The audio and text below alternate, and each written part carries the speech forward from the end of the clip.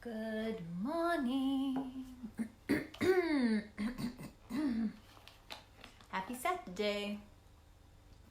How are you all doing?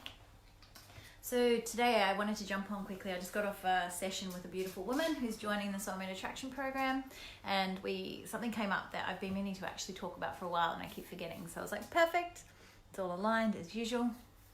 So I wanted to jump on today and just share with you in regards to that, in regards to what it says in the description, that, you know, what the nervousness and the butterflies and that like almost freaking out when we either meet someone and we've been seeing them for a while and it continues to happen, and how we often confuse this energy for love, which is, you know, my girlfriend and I were actually having a conversation, hey Jace, about this not long ago when we were walking through the forest.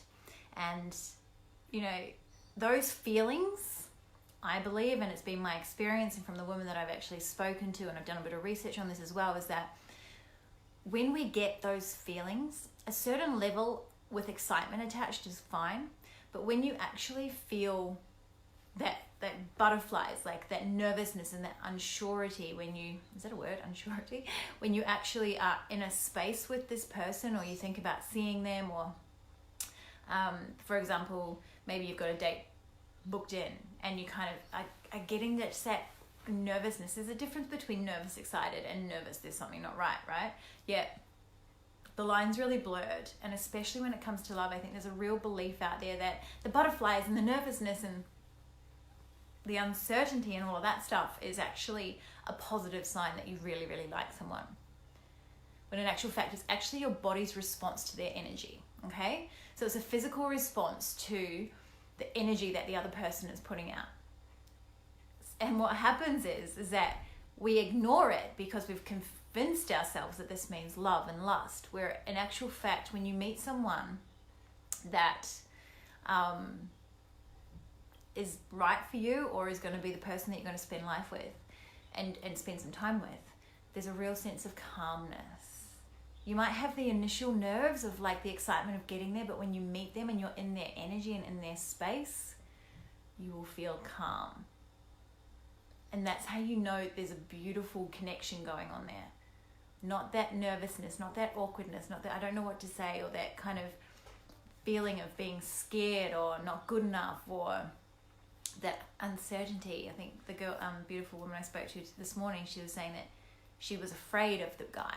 She was scared of him in a way, she realized. But she was mistaking that for attraction.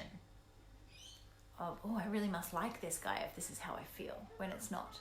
And what we get to do is start leaning into trusting that intuition from our body, intuition from our physical, because it knows, our body knows everything. Our mind likes to play tricks on us. Stop focusing on this.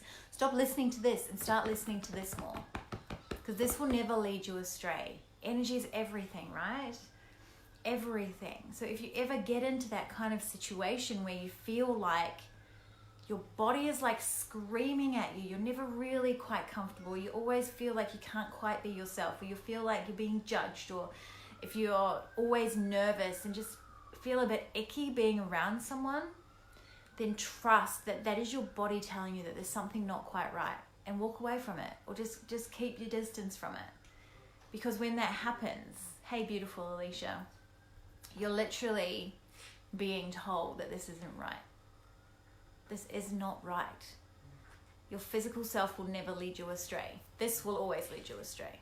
Your physical self will never lead you astray. So it's really developing that beautiful relationship with self in order to be able to trust those nudges, trust that intuition, trust that physical voice that's telling you when something's right or wrong.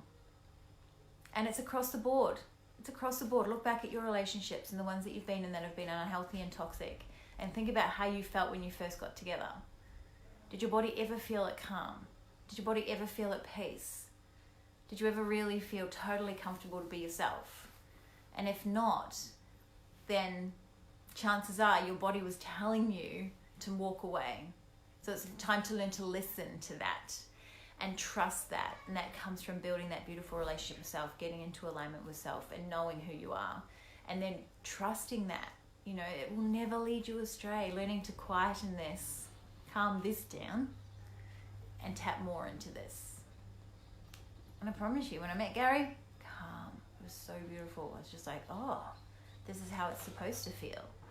Not crazy, erratic, psycho. And all my really unhealthy relationships, I felt crazy and excited and nervous and freaked out. There's a real difference there. So it's learning to lean into that. And we dive into this in the Soulmate Attraction program. I have one spot left, ladies. There's only one spot left.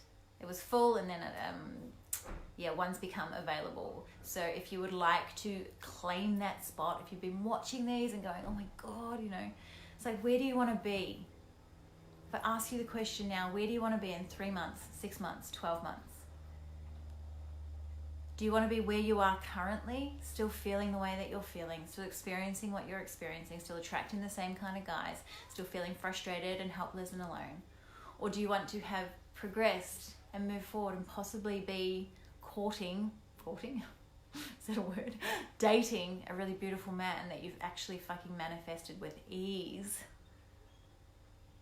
Or do you want to be stuck where you are now, wishing that you'd taken this opportunity now and jumped in and said yes? So if you're like, hell no, I don't want to be where I am now in 3, 6, 12 months, book in a call. Let's do this. Or message me. Actually, you'll have to PM me. But I am still taking calls next week. I've got one more lady to speak to next week. So that I am keeping it open until it'll be Friday next week. So if you want to, then there is still time to book in a call. Let's have a chat. And I'm so excited. I can't wait. I'm so excited. All right, my loves. Hope you have a beautiful Saturday afternoon. I'm going to go spend some time with my gorgeous family, and I'll be seeing you very soon. At least you go back and watch from the start. Love you.